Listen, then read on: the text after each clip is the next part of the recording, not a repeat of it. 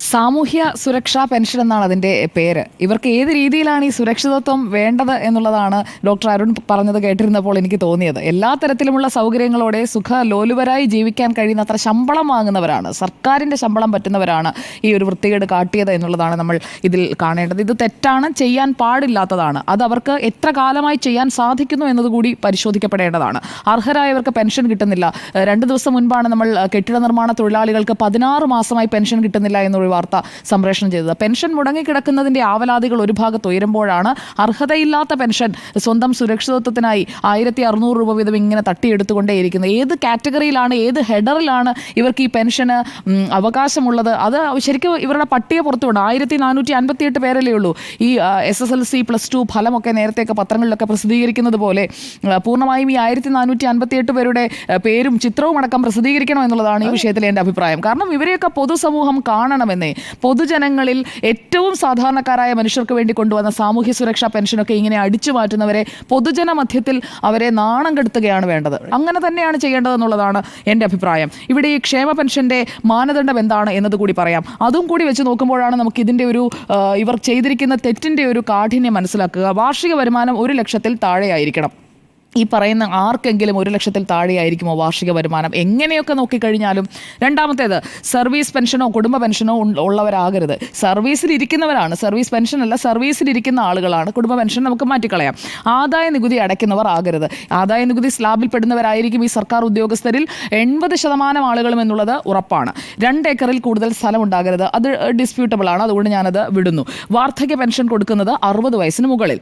അവിവാഹിതർക്കുള്ള pension 50 വയസ്സിന് മുകളിൽ. കർഷക തൊഴിലാളി പെൻഷൻ ആണെങ്കിൽ 60 വയസ്സിന് മുകളിൽ. ഈ 56 ഇപ്പോഴത്തെ പെൻഷൻ പരിധി എന്ന് പറയുന്നത്. 56 വയസ്സിന് താഴെയുള്ള ഈ സർക്കാർ ഉദ്യോഗസ്ഥർ എങ്ങനെയാണ് ഈ ക്ഷേമ പെൻഷൻ പട്ടികയിൽ ഉൾപ്പെടുന്നത്? ഈ 1458 പേരും അവിവാഹിതരാണോ? അതായത് വിവാഹം കഴിക്കാത്തവർക്കുള്ള 50 വയസ്സിന് മുകളിലുള്ള പെൻഷൻ വാങ്ങുകയാണോ അവർ? ഈ വാങ്ങിക്കുന്നവരെല്ലാം 50 വയസ്സിന് മുകളിൽ പ്രായമുള്ളവരാണോ? ഏത് കാറ്റഗറിയിലാണ് ഇവർ പെൻഷൻ അർഹത നേടിയത്? അതൊരു വലിയ കുറ്റകൃത്യമാണ്, ഒരു ക്രൈമാണ് ഇവിടെ നടന്നിരിക്കുന്നത്. ഒരു ക്രൈമാണ് അത് നടന്നിരിക്കുന്നത്. ഇവിടെ ഈ ഉയർന്ന ശമ്പളം വാങ്ങുന്നവരാണ്. ഡോക്ടർ അരുൺ നേരത്തെ ശമ്പളത്തിൻ്റെ കണക്കൊക്കെ കൃത്യമായി പറഞ്ഞു. അങ്ങേക്കറിയാമല്ലോ, ഒരു കോളേജ് അധ്യാപകനായിരുന്നു താങ്കൾ. അപ്പോൾ കിട്ടുന്ന ശമ്പളം എത്രയാണ്? അതിൽ അതേ ശ്രേണിയിൽ തന്നെ ശമ്പളം വാങ്ങുന്ന ആളുകൾ ഒരു നാണവുമില്ലാതെ ഈ സാമൂഹ്യ സുരക്ഷാ പെൻഷൻ കൈയിട്ട് വാരാനായി, പാവപ്പെട്ടവൻ്റെ പിച്ചച്ചട്ടിയിൽ കൈയിട്ട് വാരുക എന്നൊക്കെ നമ്മൾ ആലങ്കാരികമായി പറയാം. അതിനേക്കാൾ വൃത്തികെട്ട ഒരു കാര്യമാണ് ഇവിടെ ചെയ്തിരിക്കുന്നത്. ആരോഗ്യവകുപ്പിൽ 373 പേർ, പൊതുവിദ്യാഭ്യാസ വകുപ്പിൽ 224, മെഡിക്കൽ എഡ്യൂക്കേഷൻ 124, ആയുർവേദം 114, ഇങ്ങനെ പോകുന്ന ആ കാറ്റഗറി 1458 പേരാണ്. ഇവർ ഈ ക്ഷേമ പെൻഷൻ അർഹതയുണ്ട് എന്ന് ഞാൻ മനസ്സിലാക്കുന്നത്, ക്ഷേമ പെൻഷൻ അർഹതയുണ്ട് എന്ന് ഈ തദ്ദേശ സ്ഥാപനങ്ങൾ സാക്ഷ്യപ്പെടുത്തി കൊടുക്കണം.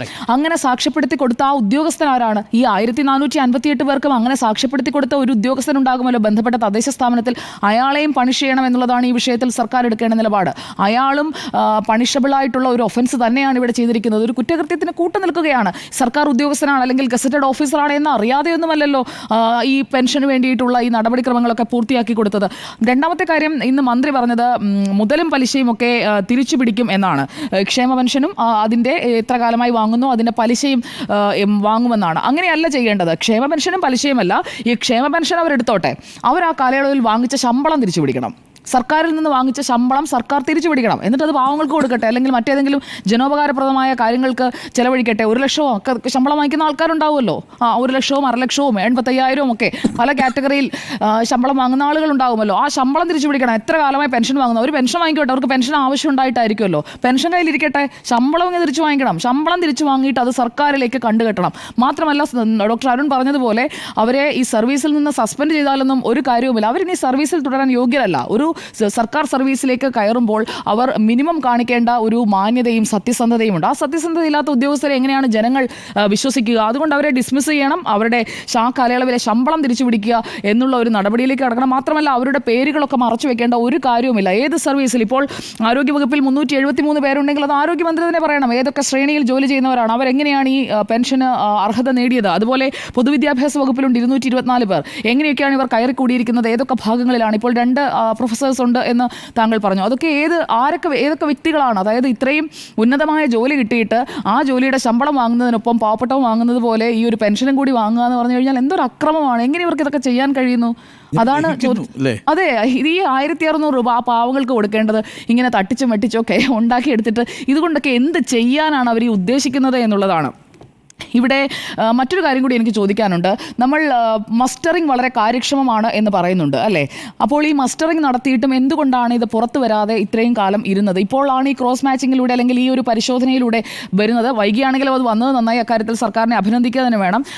എന്തായാലും ഇങ്ങനെ വലിയ തട്ടിപ്പ് കാട്ടിയവർ, അത് ആസൂത്രിതമായി കാട്ടിയ തട്ടിപ്പാണെങ്കിൽ അതിന് സഹായിച്ചവർ കൂടി പുറത്തേക്ക് വരേണ്ടതുണ്ട്. അർഹരായവർക്ക് പെൻഷൻ കിട്ടാത്ത കാലത്താണ്, മറിയക്കുട്ടി ചേച്ചിയൊക്കെ ചട്ടിയെടുത്ത് നിൽക്കുന്ന സമയത്താണ് ഈ സർക്കാർ ഉദ്യോഗസ്ഥർ ഇങ്ങനെ അവരുടെ പാവപ്പെട്ട ഈ പെൻഷൻ വാങ്ങി പൊട്ടടിച്ചത് എന്നുള്ളത് നമുക്ക് ഒരിക്കലും ക്ഷമിക്കാൻ പറ്റുന്ന കാര്യമല്ല. അതുകൊണ്ട് അവരെ ശിക്ഷിക്കുക തന്നെ വേണം. പേരിനൊരു നടപടി പോരാ. സർവീസ് സംഘടനകളുടെയൊക്കെ ഭാഗമായിരിക്കുമല്ലോ ഈ സർക്കാർ സർവീസിലുള്ള ആളുകൾ. അപ്പോൾ വെറുതെ ശാസിച്ച് വിട്ടാൽ പോരാ, നല്ല തല്ല് കൊടുക്കേണ്ട നടപടിയാണ് ചെയ്തിരിക്കുന്നത്.